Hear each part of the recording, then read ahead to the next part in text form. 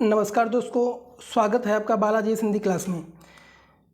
तो दोस्तों, इस क्लास में हम लोग पॉलिटी के क्वेश्चनों को देखेंगे जो एमसीक्यू के रूप में होंगे, और आप लोग क्वेश्चनों को देखना और गेस करना कौन सा उत्तर सही होगा। एमसीक्यू के रूप में हम लोग इन क्वेश्चनों का अध्ययन करेंगे। तो चलिए स्टार्ट करते हैं अपने क्वेश्चनों को। हमारा पहला क्वेश्चन है, भारतीय गणतंत्र की 26/1/2050 को सही संवैधानिक वस्तु स्थिति क्या थी जब संविधान लागू किया गया था। तो दोस्तों उत्तर क्या होगा, गेस करिए दोस्तों, उत्तर क्या होगा। तो आपका ये उत्तर दोस्तों हो जाएगा संपूर्ण प्रभुत्व संपन्न और लोकतंत्रात्मक गणराज्य। इस जो है प्रैक्टिस सेट में हम लोग जो है उद्देशिका के क्वेश्चनों को देखेंगे। उद्देशिका जो भारत जो उद्देशिका है उससे जो महत्वपूर्ण क्वेश्चन बनते हैं उसी टॉपिक को मैं आज लेके आया हूं दोस्तों। तो चलिए आगे बढ़ते हैं। भारत के संविधान के निर्माताओं का मत निम्नलिखित में से किसमें प्रतिबिंबित होता है। तो दोस्तों क्या है आपका, गेस करिए उत्तर क्या है दोस्तों। आपका उत्तर हो जाएगा दोस्तों, आपका उत्तर होगा उद्देशिका। उद्देशिका में भारत के संविधान के निर्माताओं का मत प्रतिबिंबित होता है।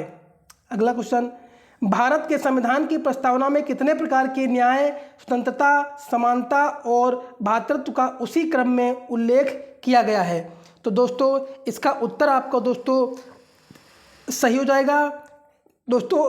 ऑप्शन नंबर आपका सही होगा आपका ए, जो कि 3 प्रकार की आपकी न्याय हो जाएगी दोस्तों। 3 प्रकार के न्याय बताया गया है और 5 प्रकार की स्वतंत्रता बताई गई है, और दोस्तों आपका 2 प्रकार की समानता और दोस्तों 1 प्रकार का भ्रातृत्व बताया गया है। तो आपका उत्तर दोस्तों ऑप्शन नंबर ए सही हो जाएगा।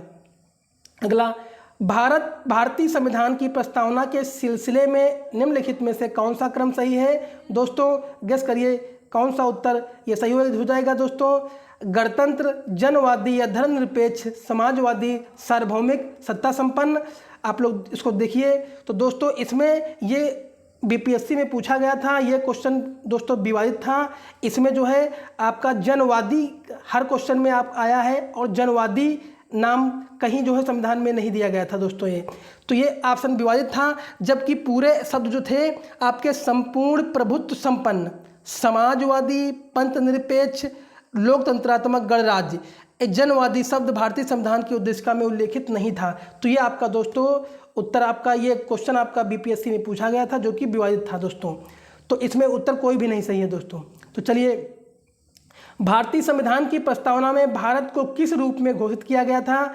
तो आपका उत्तर दोस्तों क्या सही हो जाएगा, एक जो है दोस्तों उत्तर क्या हो जाएगा दोस्तों, गेस करिए आपका उत्तर क्या हो जाएगा दोस्तों। तो उत्तर आपका सी सही हो जाएगा, एक सार्वभौमिक, समाजवादी, धर्मनिरपेक्ष और प्रजातांत्रिक गणतंत्र जो है ये जो है घोषित किया गया था। तो आपका ऑप्शन नंबर सी सही हो जाएगा दोस्तों।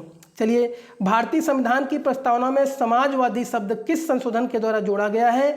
तो दोस्तों गेस करिए। तो आपका उत्तर हो जाएगा दोस्तों ऑप्शन नंबर ए, 42वां संशोधन द्वारा। अगला, निम्नलिखित में से कौन भारत को धर्मनिरपेक्ष राज्य वर्णित करता है। तो आपका जो है ऑप्शन दोस्तों सही हो जाएगा। ऑप्शन नंबर जो है धर्मनिरपेक्ष राज्य जो भी वर्णित करता है वो है आपका संविधान की प्रस्तावना। आपका उत्तर नंबर बी सही हो जाएगा दोस्तों। चलिए, निम्नलिखित शब्दों में से कौन सा शब्द सन 1975 में भारतीय संविधान की प्रस्तावना में सम्मिलित नहीं था। तो दोस्तों कौन सा है आपका, भारतीय संविधान में बंधुत्व भी था, संप्रभु भी था, समानता भी था, जबकि अखंडता नहीं था। तो आपका उत्तर डी सही हो जाएगा दोस्तों। चलिए, संविधान की उद्देशिका के संबंध में निम्न कथनों पर विचार करिए और दिए गए कूट की सहायता से बताइए कि इसमें से कौन सा सही है। देखिए, तो दोस्तों आप लोग पढ़ लीजिए उत्तर कौन सही हो सकता है दोस्तों, पढ़ लीजिए आप। पंडित नेहरू द्वारा प्रस्तुत ऑब्जेक्टिव प्रस्ताव अतंतोगत्वा उद्देशिका बना, ये भी आपका उत्तर सही है। इसकी प्रकृति न्याय योग्य नहीं है, ये भी सही है। इसका संशोधन नहीं किया जा सकता है, ये आपका गलत है। संविधान की विशिष्ट प्रावधानों को यह रद्द नहीं कर सकता, यह भी आपका सही है। तो आपका उत्तर 1, 3 और 4 ये आपका ऑप्शन नंबर बी में है। तो आपका उत्तर आपका सही हो जाएगा 1, 2 और 4। तो आपका ऑप्शन नंबर बी उत्तर इसका सही हो जाएगा दोस्तों। चलिए आगे बढ़ते हैं। संविधान की प्रस्तावना का विविध रूप क्या है दोस्तों? या लागू किया जा सकता है या लागू नहीं किया जा सकता है, विशेष परिस्थितियों में लागू किया जा सकता है, उपरोक्त में से कोई नहीं। तो ये जो है आपका उत्तर दोस्तों का सही हो जाएगा बी, या लागू नहीं किया जा सकता है। चलिए आगे कुछ बढ़ते हैं। भारत के संविधान के आमुख का लक्ष्य उसके सभी नागरिकों के लिए सुनिश्चित करना है, या दोस्तों क्या है आपका दोस्तों सामाजिक तथा आर्थिक न्याय, विचार तथा व्यक्ति की स्वतंत्रता, अवसर की समानता और व्यक्ति की प्रतिष्ठा। तो अधोलिखित कुछ कूटों में से सही उत्तर चुनिए दोस्तों। तो आपका उत्तर क्या होगा दोस्तों? ये सही है। संविधान के अमुक का लक्ष्य उसके सभी नागरिकों के लिए ये सारे ऑप्शन सुनिश्चित करते हैं। तो आपका उत्तर इसका सही हो जाएगा डी, सभी चारों दोस्तों। अगला, भारत में लौकिक सार्वभौमिकता है क्योंकि संविधान की प्रस्तावना आरंभ होती है, किससे आरंभ होती है दोस्तों? हम भारत के लोगों के शब्दों से आरंभ होती है। तो आपका उत्तर नंबर सही हो जाएगा दोस्तों डी। चलिए, सभी व्यक्ति पूर्णता और समान रूप से मानव है या सिद्धांत जाना जाता है दोस्तों, या सिद्धांत जो है जाना जाता है, यह दोस्तों है आपका सार्वभौमिकता का सिद्धांत जाना जाता है। तो ऑप्शन नंबर आपका ए सही हो जाएगा दोस्तों। भारत के संदर्भ में निम्न में से कौन धर्मनिरपेक्ष शब्द का सही भाव व्यक्त करता है? तो आपका दोस्तों उत्तर क्या होगा दोस्तों? भारत में अनेक धर्म है, भारतीयों को धार्मिक स्वतंत्रता प्राप्त है, धर्मानुसार व्यक्ति की इच्छा पर निर्भर है, भारत में राज्य का कोई धर्म नहीं है। तो आपका उत्तर आपका डी सही हो जाएगा कि भारत में राज्य का कोई धर्म नहीं है, जबकि अनेक धर्म है इसमें। तो आपका ऑप्शन नंबर डी सही हो जाएगा दोस्तों।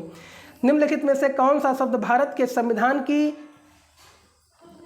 उद्देशिका में नहीं है? तो दोस्तों ऑप्शन नंबर आपका दोस्तों सही हो जाएगा। समाजवादी भी है, पंथनिरपेक्ष भी है, प्रभुता संपन्न भी है, लोक कल्याण नहीं है। तो आपका ऑप्शन नंबर दोस्तों सही हो जाएगा डी। भारतीय संविधान की प्रस्तावना में निम्नलिखित में से किस स्वतंत्रता का वर्णन नहीं है दोस्तों? तो विचार की स्वतंत्रता ये भी वर्णन है आपका, विचार प्रकट करने की स्वतंत्रता ये भी है, विश्वास की स्वतंत्रता ये भी है, जबकि आर्थिक स्वतंत्रता नहीं है। तो आपका उत्तर नंबर दोस्तों डी सही हो जाएगा। चलिए, संविधान की प्रस्तावना के बारे में कौन सा कथन सही है?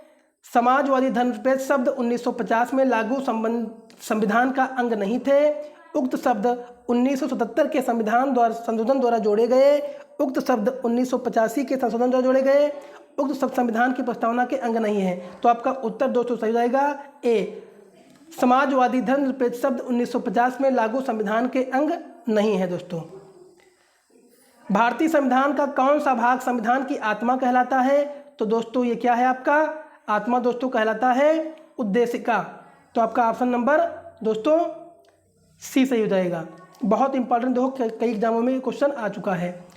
निम्नलिखित में से किसने भारतीय संविधान की प्रस्तावना को हमारे संप्रभु प्रजातांत्रिक गणतंत्र की जन्म कुंडली कहा है? तो ये ऑप्शन नंबर क्या सही हो जाएगा दोस्तों? हमारे संप्रभु प्रजातांत्रिक जनतंत्र की जन्म कुंडली के.एम. मुंशी जी ने कहा था। और दूसरा इसी में आता है कि किस वाद के फैसले में सर्वोच्च न्यायालय ने सर्वप्रथम घोषित किया था कि उद्देशिका संविधान का हिस्सा नहीं है? तो ये जो है हिस्सा नहीं है, सर्वोच्च न्यायालय ने घोषित किया था कि उद्देशिका संविधान का हिस्सा नहीं है। तो ये बेरूवारी जो है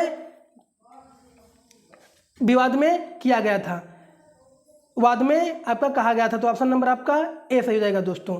निम्नलिखित विवादों में से किसमें सर्वोच्च न्यायालय ने प्रस्तावना को भारतीय संविधान की मौलिक संरचना का भाग स्वीकार किया है? इसमें क्या है, मौलिक संरचना का भाग स्वीकार किया है। तो स्वीकार किया है आपका केशवानंद भारती विवाद, जबकि ऊपर आप पढ़ चुके हैं, ऊपर जो कि आप पढ़ चुके हैं कि हमारे संप्रभु प्रजातांत्रिक गणतंत्र की जन्म कुंडली किसने कहा है? के.एम. मुंशी ने कहा है। और ये जो है उद्देशिका संविधान का हिस्सा नहीं है, हिस्सा नहीं है, इसके बारे में कहा है दोस्तों बेरूवारी में। और मौलिक संरचना का भाग स्वीकार किया है केशवानंद भारती विवाद में। तो दोस्तों ये एमसीक्यू क्वेश्चन कुछ उद्देशिका से रहे। अब कुछ और इम्पॉर्टेंट क्वेश्चन है जो कि वन लाइनर के रूप में हम इस क्वेश्चनों को पढ़ लेते हैं। पंडित जवाहरलाल नेहरू द्वारा संविधान सभा में 13 दिसंबर 1946 को उद्देश्य प्रस्ताव प्रस्तुत किया गया था, जबकि 22 जनवरी 1947 को उद्देश्य प्रस्ताव को संविधान सभा द्वारा अंगीकृत किया गया। उद्देश्य प्रस्ताव को ही परिवर्तित करके संविधान की प्रस्तावना उद्देशिका बनाई गई थी। 42वें संविधान संशोधन द्वारा अधिनियम 1976 द्वारा उद्देशिका में समाजवादी, अगला जो है आपका उद्देशिका में दोस्तों भारत का संपूर्ण प्रभुत्व समाजवादी पंथ निरपेक्ष लोकतांत्रिक गणतंत्र के रूप में घोषित किया गया, जो कि आप एमसीक्यू में ऊपर पढ़ चुके हैं। संविधान की उद्देशिका अपने नागरिकों को 3 प्रकार के न्याय, ऊपर मैं आपको एमसीक्यू में करवा चुका हूं। 3 प्रकार के न्याय कौन कौन से हैं? आपका सामाजिक, आर्थिक और राजनीतिक, ये 3 प्रकार के न्याय हो गए, सुनिश्चित कराती है। उद्देशिका संविधान के विविध निर्वचन में सहायक है। सर अल्लाद कृष्णा स्वामी अय्यर के अनुसार उद्देशिका हमारे सपनों और विचारों का प्रतिनिधित्व करती है। के.एम. मुंशी के अनुसार उद्देशिका हमारे प्रभुत्व संपन्न लोकतंत्रात्मक गणराज्य की जन्म कुंडली है, जो कि ये भी आपका क्वेश्चन आ चुका है एमसीक्यू के रूप में दोस्तों। अगला, प्रस्तावना उद्देशिका को संविधान का भाग केशवानंद भारती बनाम केरल राज्य 1973 वाद में स्वीकार किया गया था। यह भी क्वेश्चन दोस्तों बन चुका है, इसलिए मैं ये वर्णन के रूप में करवा रहा हूं आपको। इससे पूर्व बेरूबारी वाद में उद्देशिका को संविधान का अंग नहीं माना है। ये दोस्तों बहुत ही इंपॉर्टेंट क्वेश्चन है, इसलिए मैं दोबारा आपको रिविजन के लिए करवा रहा हूँ। और एक और विवाद था गोलकनाथ बनाम पंजाब राज्य 1967 के कारण प्रकरण में उद्देशिका को संविधान की मूल आत्मा कहा है। तो मूल आत्मा गोलकनाथ में कहा है, संविधान का अंग किस में कहा है? केशवानंद में कहा है। चलिए आगे बढ़ते हैं। बोमनई बनाम यूनियन ऑफ इंडिया वाद में उच्चतम न्यायालय ने यह अवधारणा पुनः स्पष्ट की कि उद्देशिका संविधान का भाग नहीं है तथा पंथ निरपेक्षता व संविधान का मूल लक्षण है। उद्देशिका की प्रकृति न्यायोग नहीं है। कैसी है? न्यायोग नहीं है। प्रस्तावना में विचार, अभिव्यक्ति, विश्वास, धर्म और उपासना की स्वतंत्रता की बात कही गई। मैंने 5 स्वतंत्रता बताया था, विचार, अभिव्यक्ति स्वतंत्रता, विश्वास, धर्म और उपासना की स्वतंत्रता। इसमें प्रतिष्ठा और अवसर की दो समता है, प्रतिष्ठा और अवसर की समता उल्लिखित है। प्रस्तावना को संविधान की आत्मा कहा गया है, जो कि बी.आर. अम्बेडकर ने संवैधानिक उपचारों के अधिकार को संविधान की आत्मा और हृदय माना है। किसने? बी.आर. अम्बेडकर ने। अब देखिए, के.एम. मुंशी ने उद्देशिका को राजनैतिक जन्मपत्री कहा है। सुभाष कश्यप ने कहा है कि संविधान शरीर है तो प्रस्तावना उसकी आत्मा, प्रस्तावना आधारशिला है तो संविधान उस पर खड़ी अट्टालिका है। बी.आर. अम्बेडकर ने संविधान को एक पवित्र दस्तावेज माना है। तो दोस्तों ये कुछ इंपॉर्टेंट क्वेश्चन रहे। अगर किसी भी एग्जाम में हो, चाहे आपका बीपीएससी हो, चाहे यूपी पुलिस हो, चाहे जूनियर असिस्टेंट हो या आरओ हो, अगर उद्देशिका से क्वेश्चन बनता है तो आपको इसी टॉपिकों में से, इसी एमसीक्यू और जो वर्ड मैंने करवाया है, इसी में सारे क्वेश्चन आपको मिल जाएंगे। जबकि उद्देशिका से बहुत सारे क्वेश्चन बहुत सारे एग्जाम में बनते हैं। दोस्तों अगर वीडियो अच्छा लगा हो तो लाइक करिए, कमेंट करिए और मेरे चैनल को सब्सक्राइब कर लीजिए। इसी तरह से मैं आपके प्रैक्टिस सेट यूपी पुलिस का भी प्रैक्टिस लेके आता हूँ, या आपका बीपीएससी का, ये भी मैं प्रैक्टिस लेके आता हूँ। अगर वीडियो अच्छा लगा हो तो चैनल को सब्सक्राइब कर लीजिए और सारे ग्रुपों में शेयर कर दीजिए। धन्यवाद।